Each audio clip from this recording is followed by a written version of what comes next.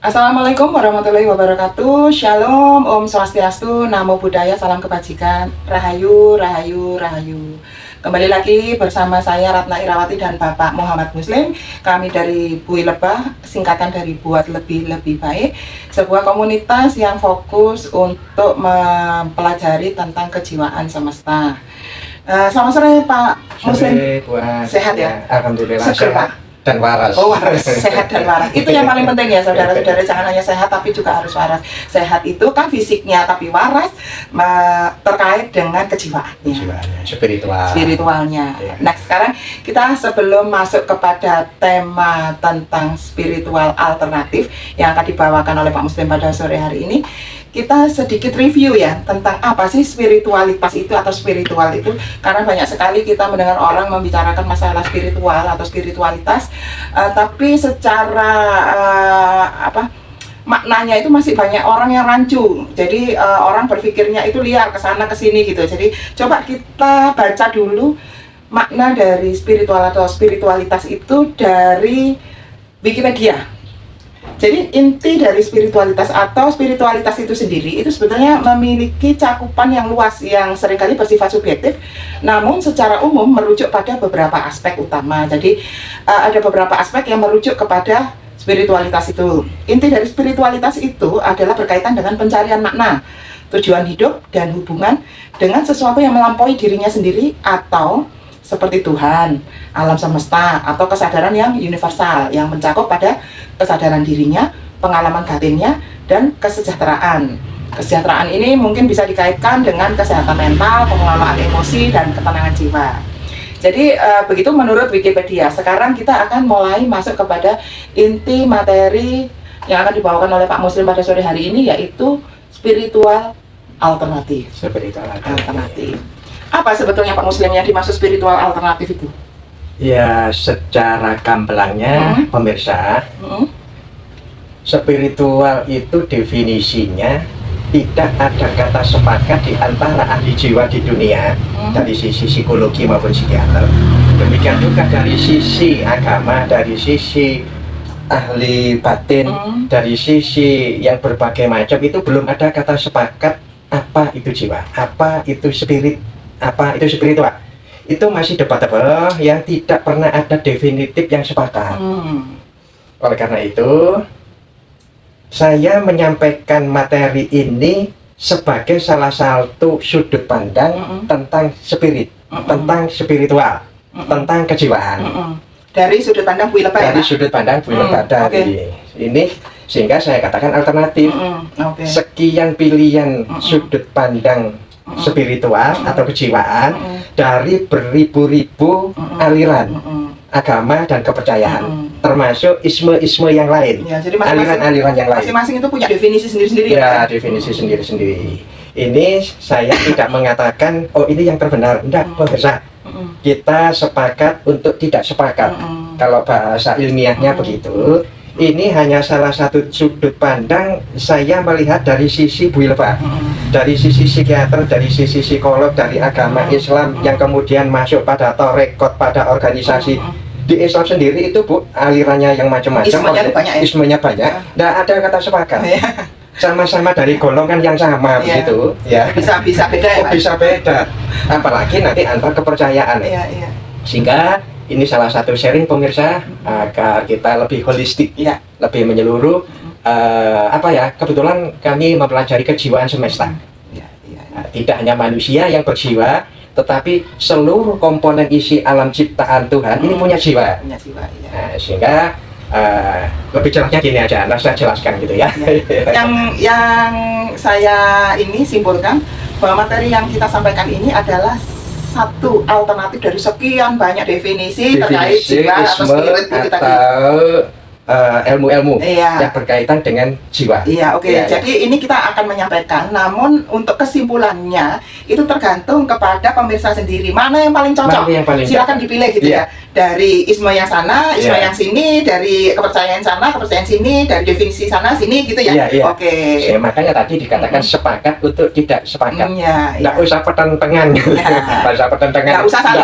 Nggak usah saling menghujat, nggak usah saling memvonis, termasuk yang lain-lain. lainnya. Tetapi bagi yang mau memvonis ya mau silakan. Tapi maksud kami ini hanya salah satu alternatif di antara sekian ribu isme-isme tentang spirit, tentang jiwa. Dan kami ini dari Bu Lebah terbuka untuk sharing ya Pak sharing, ya? Debat atau diskusi. Itu yang tujuannya untuk mencari sebuah kesamaan kesimpulan. Kalaupun itu sama, kalaupun tidak sama, untuk mencari perbedaannya itu juga ilmu pemirsa. Nah, ini nanti jadinya lebih fair gitu ya. Kami agak vulgar pemirsa di Bu Lebah. Nah, jadi kalau istilahnya diskusi ini tidak cukup, ya tenaga kekuatannya orang mengatakan getaran, vibrasi, frekuensi, ioni, energi dan sebutan lainnya itu jika kurang puas dengan saling diskusi, mohon maaf, kami terbuka untuk dicek energinya. Mau ketemu langsung boleh, tapi ini jangan dianggap sebuah penantangan atau sombong pemirsa, tetapi ini semata-mata untuk keilmuan yang lebih fair. Ya, intinya kami tidak hanya menyampaikan, tapi kami sanggup bertanggung jawab untuk diuji gitu ya Pak? Ya. Nah, kalau kami salah ya kami akan perbaiki, tapi tidak akan bertahan. Intinya itu, supaya lebih luas jiwanya, ilmunya, rahmatnya, dan kemanfaatan lainnya. Kira-kira itu. Iya, siap. Sekarang kita masuk ke materi utamanya ini Pak. Jadi apa yang jenengan simpulkan dari sudut pandang Bu Lebah terkait dengan spiritualitas? Jadi ceritanya itu begini Pak Mirsa. Saya dapat ilmu ini mencari jiwa itu apa? Keliling yang saya sebutkan tadi, berbagai macam agama, berbagai macam kepercayaan, berbagai ilmiahnya. Jadi kalau ilmiahnya itu ya cuma dari psikiater sama psikologi. Kalau psikologi itu dari sisi advice, dari sisi sarannya. Kalau dari psikiater itu dokter yang mempelajari jiwa sehingga psikiater berhak memberikan resep. Kalau psikolog itu hanya keilmuannya saja. Saya melakukan perbandingan termasuk dari kanuragan. Dari bayangan saya dulu, spiritual itu kan yang menyendiri, keluar dari kehidupan. Kaku ya? Bahkan sesuatu yang umum itu dianggap tidak berspiritual. Pokoknya spiritual itu selalu berhubungan dengan hal-hal yang sifatnya kejiwaan atau rohani gitu ya? Rohani. Makanya di kamus KBBI, termasuk di kamus-kamus yang lain, ya di kamus bahasa asing, tidak ada kata sepakat jiwa itu apa. Jadi kalau pengertian umum, spirit itu jiwa, spiritual kejiwaan, spiritualitas aneka macam kejiwaan, lebih luas lagi. Kalau spiritualisme, jalur atau aliran yang mempelajari spirit jiwa dari sudut tertentu, isme tertentu, jalan tertentu, paham tertentu. Berarti sebetulnya spiritualisme itu lebih sempit ya Pak ya, karena hanya mempelajari melalui salah satu isme. Jalan-jalan, jalan A, jalan B, jalan C, jalan C gitu loh. Tapi Pak, misal ada seseorang itu belajar sedikit saya tambahkan. Jadi spiritualisme itu bisa sempit, bisa luas. Pada orang yang mengambil satu jalur, jalurnya sempit. Pada orang yang mempelajari semua isme-isme, dia lebih luas. Itu juga yang mau saya tanyakan Pak. Misal nih, dia itu mempelajari melalui banyak isme tentang spiritual ini tadi. Tapi kan kembali lagi bahwa tidak ada satu definisi yang sama gitu ya. Nah, itu bagaimana cara dia menyikapi supaya apa yang dia pelajari itu malah tidak saling berbenturan gitu loh, antara isma yang satu, isma yang selanjutnya, ya kan gitu loh. Nah, kecuali isma-isma ini mengajarkan hal-hal yang sama atau mendefinisikan sesuatu yang sama gitu, mungkin kan enak ya Pak ya. Misal di sini pelajarannya A sampai B, mungkin dengan isma yang lain sama A B cuma ketambahan C gitu ya, tapi tidak berbenturan gitu loh. Nah, semisal nih isma yang 1, 2, 3, 4 ini sudah beda lagi gitu cara mendefinisikannya itu, apa nggak terus malah korslet itu nanti Pak? Itu salah satu filosofi di dalam berspiritual pemirsa. Jadi ibarat rangkaian bunga, itu ada bunga yang mawar warna putih, ada yang bunga warna merah, warna kuning, ada kemudian jenis bunga aneka macam itu, termasuk ada ranting yang sepertinya tidak bermanfaat itu. Spiritual yang aneka macam itu seperti aneka macam bahan bunga, termasuk dedaunannya, akar-akarannya, yang kita rangkai. Sehingga walaupun berbeda, tapi kalau kita bisa merangkai, maka akan jauh lebih indah dan lebih bermanfaat dalam sebuah pandangan. Nah, intinya tetap ada poin plus ya Pak? Ada poin plus. Artinya apa? Perbedaan itu sebuah rahmat. Kalau bisa merangkai dengan benar dan tepat.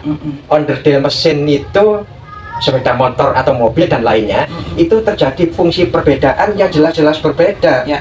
Tapi ketika dirangkai dengan benar dan tepat, itu bisa jauh lebih bermanfaat daripada sendiri-sendiri. Ya. Termasuk materi ini pemirsa, Ya. saya menyampaikan materi dari bahan yang lain. Ya. Mudah-mudahan bahan dari saya ini bisa menambahkan rangkaian tentang kejiwaan jenengan, spiritual jenengan lebih indah. Ya. Yang penting Tapi mau dibuang boleh. Yang penting syaratnya itu harus terbuka dan jujur mengakui ya Pak ya, Iya. bahwa mungkin sesuatu yang baru yang kita dengar itu ternyata bisa lebih bermanfaat ya. Jadi Iya. istilahnya itu tidak hanya ego mempertahankan apa yang dia sudah pahami selama ini gitu. Ya, Iya. itu jauh lebih bagus. Sehingga apa? Kita bisa merangkai ilmu, merangkai pemahaman, merangkai isme jauh lebih indah dan bermanfaat. Iya, iya, iya. Jadi perbedaan itu bisa menjadi sebuah rahmat atau manfaat, tetapi juga bisa menjadi sebuah laknat atau destruktif. Iya, iya. Yang pertama itu perbedaan menghasilkan konstruktivitas, yang kedua perbedaan menghasilkan destruktivitas. Iya. Tinggal kita mau narik kemana. Iya.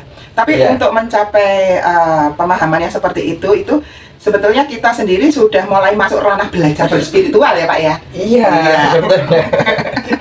Nah, jadi ini ya, kalau digambarkan lebih jelasnya begini pemirsa, saya tidak akan menjelaskan. Walaupun saya sudah dapatkan apa itu jiwa versi yang saya cari, saya keliling pemirsa sampai diarani itu apa ya? Disangka, dikira, dinilai orang, saya ini gila, saya ini kejinan, kesurupan, bid'ah, sesat, kufur, syirik, macam-macam. Pernah saya dapat julukan semacam itu. Tapi namanya orang belajar, ya saya terus belajar. Alhamdulillah, kayaknya lebih fair gitu. Ya. Akhirnya saya menemukan tentu dengan kuasa Tuhan dan kerahmatan alam. Nah, saya menemukan ini, apa itu jiwa, hubungannya dengan ruh, dengan badan, dengan masalah, dengan penyakit, dengan pekerjaan, dengan nasib dan takdir.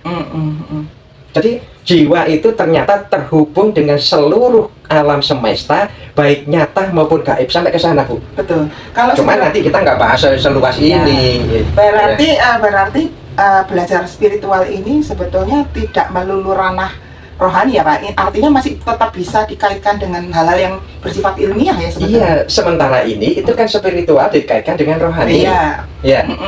Padahal yang namanya spiritual itu tidak bisa terlepas dari seluruh isi alam ini, Ya. baik jasmani, rohani, materi atau non materi. Iya, iya, iya. Jadi dengan materi itu bisa berspiritual, Iya, iya. dengan ilmu bisa berspiritual. Iya. Ini gimana? Iya. Dihentikan dulu. Iya. Iya, wis. Ya, jadi pemirsa, kita tadi break karena azan maghrib. Sekarang kita lanjutkan lagi. Monggo Pak Muzir. Ya. Jadi ini contoh real spiritual. Bagaimana ketika sedang on air tadi, kemudian ada adzan, kemudian kita berhenti. Ini salah satu contoh spiritual. Karena apa? Ketika kita paksakan untuk dilanjutkan pengambilan rekam videonya, maka suara lain-lain itu masuk, Ya, oke. sehingga disajikannya kacau. Kita kacau, nanti mengacaukan pemirsa. Pemirsa mengacaukan keluarganya rentetan kebingungan atas kebingungan. Tapi ketika kita bisa berkomunikasi, kemudian kita ngalah, kita hentikan, nggak usah nyalakan yang adzan pakai loudspeaker, nggak usah nyalakan siapapun.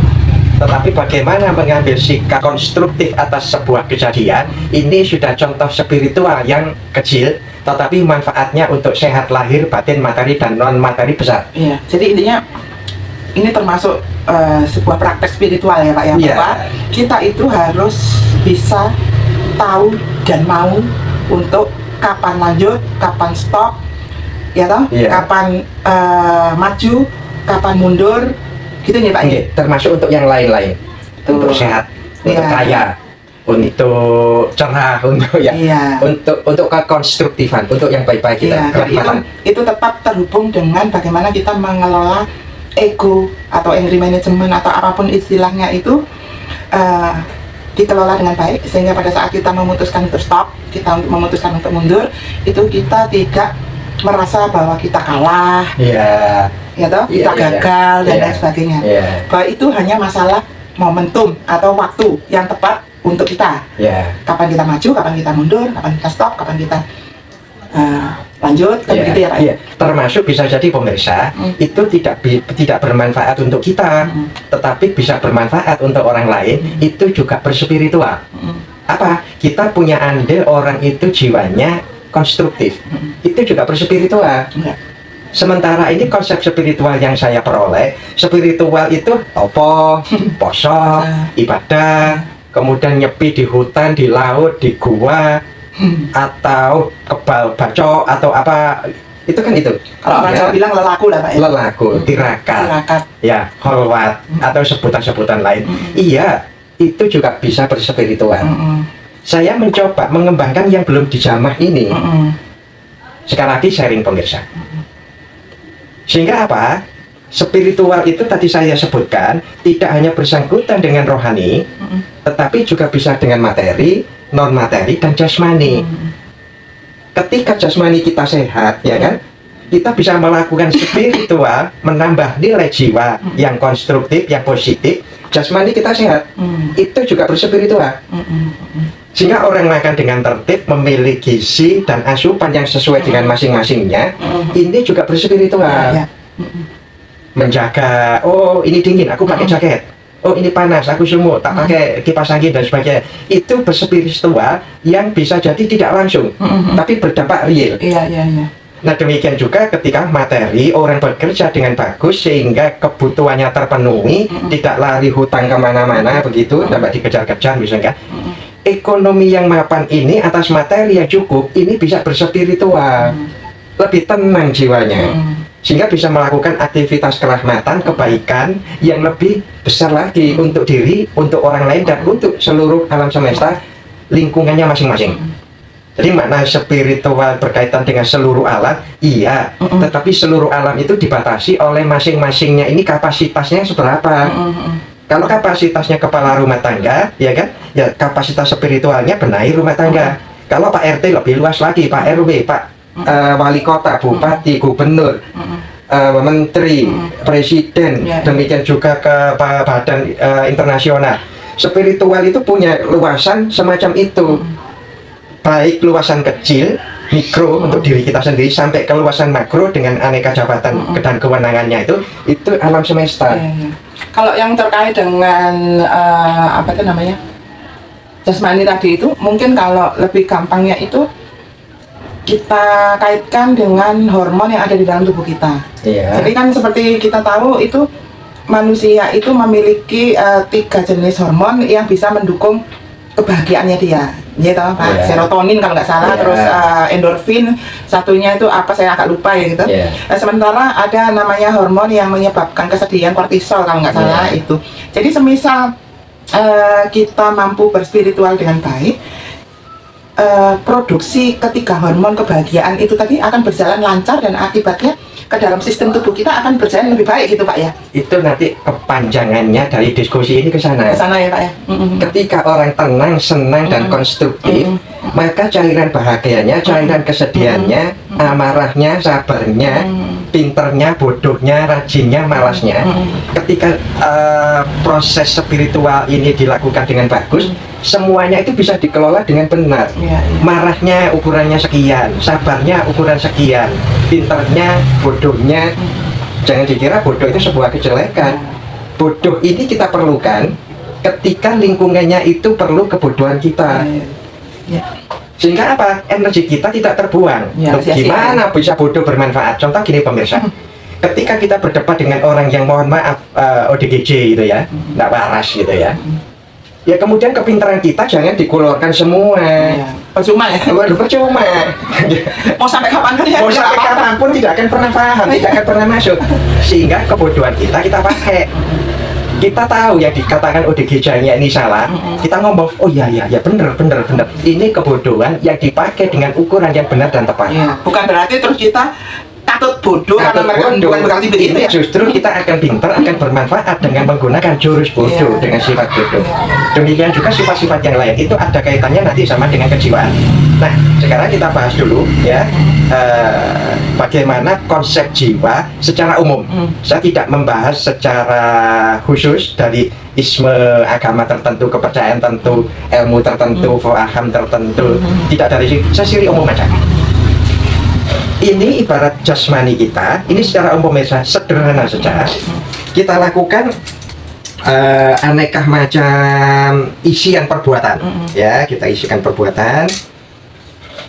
Kegiatan definisi umum yang bisa ditarik secara universal, perbuatan yang kita lakukan atas diri tubuh kita inilah jiwa.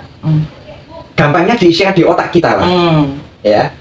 Nanti ini kita isikanlah ketika SD diisi matematika dasar, kemudian ini SMP juga ada tambahan lain lagi, kemudian ini dari lingkungan diajari budaya Jawa, kemudian sementara dari sisi lain kita dapat agama diisikanlah ajaran agama, kemudian diisikan perdagangan, diisikan percintaan, diisikan perkelahian, aneka macam isian atas kegiatan kita, inilah jiwa sebetulnya. Jadi jiwa seseorang itu mempunyai formula, mempunyai resep, mempunyai menu sesuai dengan apa yang dimasukkan. Ini jiwa secara umum. Berarti wajar dong Pak ya kalau orang itu mendefinisikan jiwanya dan jiwa orang lain itu beda-beda. Oh beda sekali. Isiannya beda. Isiannya beda. Iya iya. Ini dari sisi isi ya. Ketika isi ini melangkah pada arah yang berbeda, reaksinya isi ini akan berkontraksi berbeda. Isiannya tidak sama. Langkah seseorang menginjak bumi, membuka wilayah aplikasi di Google itu termasuk langkah pemirsa. Langkah yang berbeda ini bisa bereaksi pada tubuh ini, jiwanya ini bisa formulanya bisa berubah lewat mata, lewat pendengaran, lewat tangan, lewat kaki, lewat jasmani, lewat materi dan lain. Inilah sebetulnya yang dikatakan jiwa secara umum. Kalau ini bisa disepakati ini secara umum. Apa yang kita isikan inilah jiwa. Nah, kenapa saya sebut jiwa alternatif? Karena sementara ini yang tidak rohani ini tidak dianggap spiritual. Jiwa spirit, kejiwaan spiritual, spiritualitas kejiwaan yang majemuk. Di luar diri aneka macam masyarakat ini spiritualisme aliran untuk kejiwaan tertentu, spiritual tertentu. Nah, itu nanti pengembangannya pemirsa bisa lihat di kamus gitu kan. Ini secara umum aja. Yang saya maksudkan tambahan dari penjelasan jiwa tidak hanya rohani. Saya ambil dari jasmani tadi sudah olahraga, kemudian hobi dan sebagainya ya jasmani ya.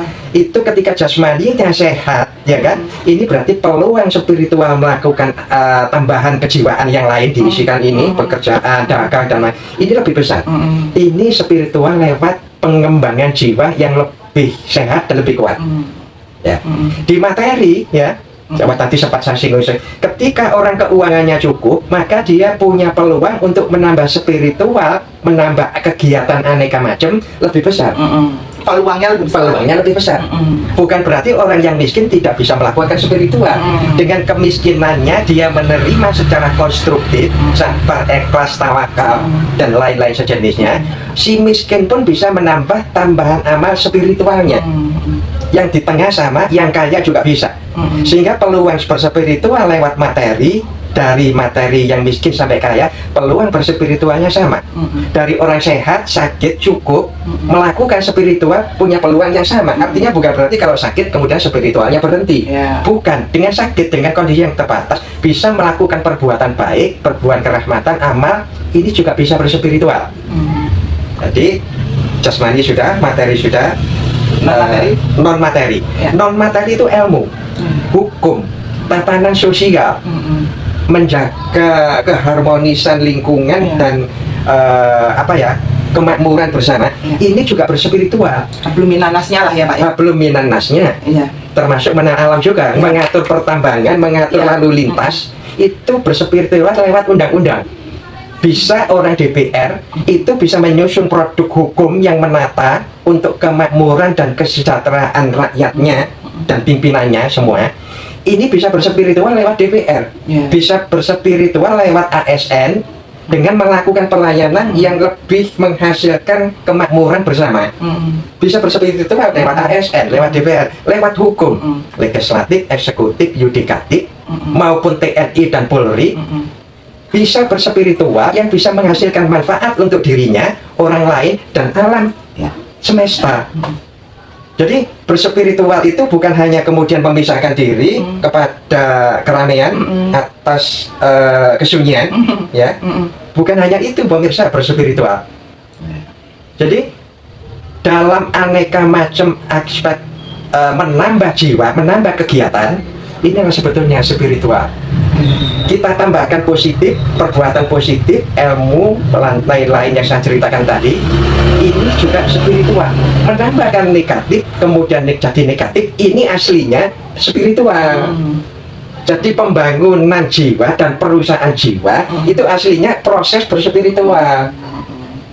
Cuman karena konotasinya berspiritual itu untuk kemaslahatan, untuk kerahmatan yang lebih baik, maka dianggap mengisikan negatif ini tidak berspiritual. Aslinya kalau menurut pengertian itu spiritual yang merusak. Oh ya, tapi justru dimaknai proses bahwa ya. itu apa itu namanya tidak berspiritual. Ya. Aslinya ini berspiritual. Jadi intinya spiritual itu jangan selalu dimaknai hal-hal yang positif ya. Yang negatif pun itu bisa dimaknai sebagai spiritual karena itu adalah proses ya. Proses. Ya. Karena nanti positif ditambah negatifnya itulah yang menghasilkan total spiritualnya. Ya. Sehingga mencegah kejelekan, kita mengurangi perbuatan jelek, itu juga berspiritual. Karena apa? Isian negatifnya jadi berkurang.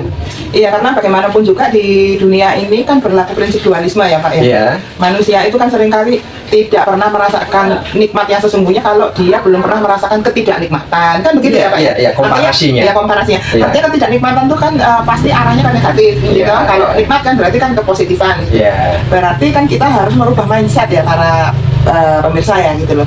Artinya sesuatu hal yang negatif itu jangan dijudge bahwa itu keliru, sebetulnya bahwa itu adalah sebuah proses spiritual atas diri kita sendiri, perjalanan hidup kita sendiri ya. Banyak orang yang memiliki spiritual bagus, ilmu bagus setelah terpuruk. Iya, betul. Itu banyak. Sehingga ketika terpuruk jangan dianggap keterpurukan ini menjadi sebuah hal yang beban, hal yang merusak. Tetapi bagaimana ini modal negatif yang bisa kita antisipasikan untuk menolak kenegatifan. Jadi saya jadi ingat banyak orang berkomentar gitu kalau ada orang yang mengalami keterpurukan terus berubah jadi baik, terus itu orang itu dapat hidayah ya, alhamdulillah. Saya jadi mikir sebetulnya itu kan proses dia sendiri kan Pak, gitu loh, proses dia sendiri kan. Tapi ingat pemirsa bahwa kita berproses itu tidak pernah sendiri di alam semesta. Seluruh isi alam semesta, makhluk, benda dan sifat baik nyata maupun gaib itu berpengaruh kepada kita. Tetapi makna pengertian diri itu jangan kemudian menyalahkan yang lain sebagai penghambat. Ya intinya hidayah itu kan tidak ujuk-ujuk tiba-tiba. Kalau orang itu sendiri tidak mengupayakan atau tidak melakukan ikhtiar perbaikan atas dirinya, atas keterpurukannya itu tadi, ya tidak mungkin lah Pak ya tiba-tiba berubah menjadi baik atau hidayah itu turun dan lain sebagainya. Istilahnya Gusti Allah itu kan ya mengamini atas apa ikhtiar yang sudah kita lakukan itu tadi. Kalau kita terpuruk kita nikmati ya dia akan terus seperti itu. Tapi kalau terpuruk itu kita jadikan starting point untuk kita bangkit atau modal kita bangkit ya insya Allah Gusti Allah mengijabah untuk terjadinya perbaikan yang lebih baik kan begitu. Iya. Sehingga apa? Ya, berspiritual itu tidak harus menunggu kaya, tidak harus menunggu pinter, tidak harus menunggu kuat. Dalam posisi apapun, ya kan, itu punya kesempatan untuk menambah nilai kebaikan atas jiwa kita. Inilah berspiritual. Sehingga tentu ini versi saya yang saya dapat dari aneka macam perbandingan di alam semesta baik nyata maupun gaib.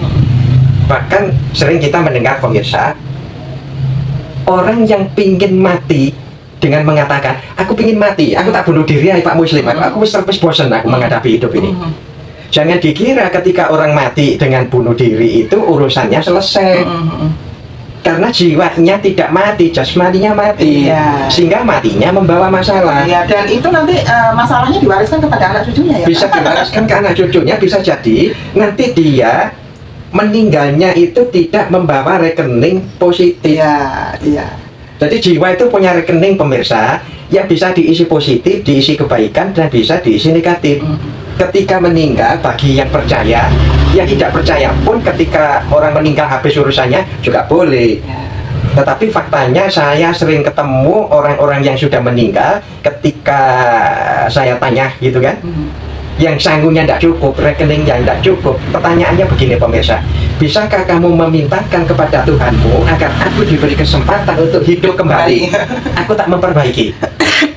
Ini seringkali pemirsa saya menemui makhluk-makhluk yang wujudnya gelombang arwah mengatakan semacam itu. Karena walaupun nyawa itu tetap hidup, tanpa disertai dengan wadah kasar atau raga, tidak akan bisa melakukan apa-apa, Ya. ya kan Pak, gitu loh. Ya. Sehingga ketika orang meninggal pun itu bisa berspiritual, amalnya bisa bertambah dan negatifnya bisa bertambah. Iya. Jadi pemirsa, jangan Ya. jangan mewariskan hal-hal yang tidak enak, yang tidak nikmat kepada anak cucu kita. Kita harus bisa mewariskan hal-hal baik dan tidak memberatkan atau meringankan anak cucu kita, itu sip itu. Ya. Sehingga kesimpulannya tentu ini kalau dibahas pemirsa, berapapun waktu yang disediakan tidak akan pernah habis. Ya. Sharing pada kali ini tentang alternatif spiritual, bahwa berkaitan dengan NKRI yang carut-marut kayak begini, tidak usah menyalahkan siapapun pemirsa, saya juga ikut andil. Sering saya katakan, salahnya Pak Muslim di mana? Saya tidak menjadi orang kuat yang bisa mengajak orang NKRI ini untuk melakukan kebaikan. Itu salah saya. Sehingga apa? Kita semua ikut bersalah terhadap NKRI ini. Mari kita sama-sama semuanya berspiritual, menambah amal kebaikan, baik selaku eksekutif, yudikatif, legislatif, TNI Polri maupun yang swasta, baik yang kerja di pabrik maupun kerja perorangan. Ayo berkontribusi terhadap jiwa NKRI. Karena jiwa NKRI itu bisa dibangun melalui orang per orang, melalui kelompok, melalui partai. Bisa ada jiwa individu, ada jiwa kelompok. Jiwa kelompok kemudian berkembang jiwa yang lebih besar lagi, jiwa yang lebih besar lagi. Sehingga apa? Dimungkinkan memperbaiki NKRI ini jika seluruh komponen NKRI-nya, baik yang besar maupun yang kecil, ikut terlibat. Ayo pemirsa, kita sama-sama melakukan spiritual alternatif di berbagai macam bidang, sehingga di berbagai macam bidang itu akan bermanfaat bagi diri kita, termasuk juga bagi negara. Iya, dan tidak perlu tunggu-tungguan ya Pak. Nggak perlu tunggu-tungguan. Nunggu semua rakyat itu melakukan spiritual seperti yang kita harapkan. Kita mulai dari diri kita sendiri aja dulu, ya kan Pak? Iya, yang sebisanya sudah, yang bisa dari selaku pejabat, ya kan, mulai dari pejabatnya, gerakkan semua orang dengan nilai kekuasaannya untuk merubah spiritual menjadi sebuah alternatif yang punya kontribusi terhadap kemakmuran dan kesejahteraan serta keadilan NKRI. Dari semua level sudah. Yang besar silakan melakukan besar, jangan yang besar melakukan yang kecil. Apalagi mengambil hak-hak orang kecil. Yang kecil juga jangan terlalu berpikir untuk melakukan sesuatu yang besar, itu nanti enggak nyampe, malah yang terjadi mau dikicik. Gede-gede, kejar-kejar nanti. Ukur sesuai dengan kemampuan masing-masing untuk berkontribusi. Oke. Itu sementara spiritual alternatif sebagai jalan menuju spiritual yang lebih holistik, lebih universal, lebih luas. Dari berbagai macam agama dan kepercayaan bisa menambahkan spiritualnya pada masing-masingnya, pada RT-nya, RW-nya, negaranya, bahkan seluruh dunia pun bisa. Tidak usah eker-ekeran katanya kalau agama A tidak diterima oleh B, agama B tidak boleh, tidak apa-apa, itu urusan lain. Biar urusannya para agamawan dan sebagainya. Saya selaku pembelajar spiritualis, agama macam apapun ketika melakukan kebaikan akan diterima oleh alam dan Tuhan. Urusan nanti masuk neraka, masuk surga tergantung hitungannya sama Tuhan. Jangan kita yang menghitung, kalau menurut saya gitu. Mohon maaf para ulama, para tokoh agama jika saya menjelaskan ini bertentangan dengan jenengan, tetapi ini saya dapatkan sebagai keilmuan kejiwaan. Saya melihatnya dari sudut kejiwaan, universal, holistik, semacam ini yang saya dapat di alam. Monggo kami menerima kritik dan saran dari jenengan untuk kian lebih jiwa saya lebih berahmat bagi seluruh alam. Ini kira-kira Bu Ana. Gitu ya. Jadi pemirsa, sebetulnya kami ini sangat terbuka ya. Jadi kalau untuk para pemirsa yang ingin sharing, tukar pikiran dengan kami, silahkan aja chat di kolom komentar. Insya Allah nanti kami akan membalas dan kita akan sharing-sharing sampai para pemirsa merasa puas. Ya, gitu ya Pak Muslim ya. Paling tidak sepakat untuk tidak sepakat, tetapi sudah berusaha saling belajar. Jadi sesuai dengan filosofi Buih Lebah, buat lebih baik, kami hanya sebuih ilmu.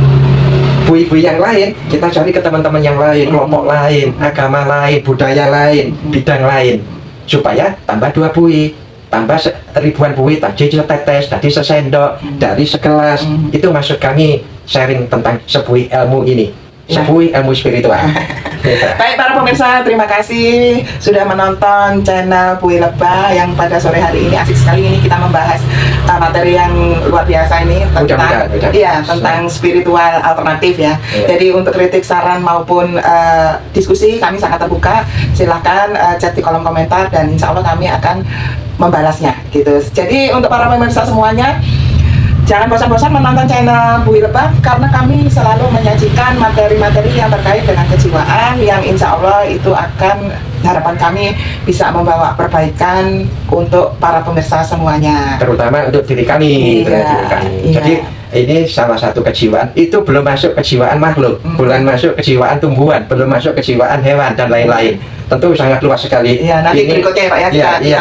Kita sharing aja. Karena pada kenyataannya semua itu memang memiliki jiwa. Jiwa, dan itu terkait di alam semesta. Tidak ada satu jiwa baik dari makhluk, benda dan sifat yang saya katakan tadi, tumbuhan, hewan, air, cahaya dan sebagainya, yang tidak terhubung oleh jiwa-jiwa lain. Tidak ada, semuanya terhubung. Iya. Ya, berdiri sendiri tidak ada. Iya, betul. Ya. Karena sebetulnya kan kita ini juga makhluk energi Pak Nji, dan semua yang ada di alam semesta ini dalam bentuk energi dan itu pasti terhubung semuanya. Ya, maka ketika kita bisa merahmati alam semesta dalam artian yang lebih luas, maka alam semesta akan merahmati kita. Iya.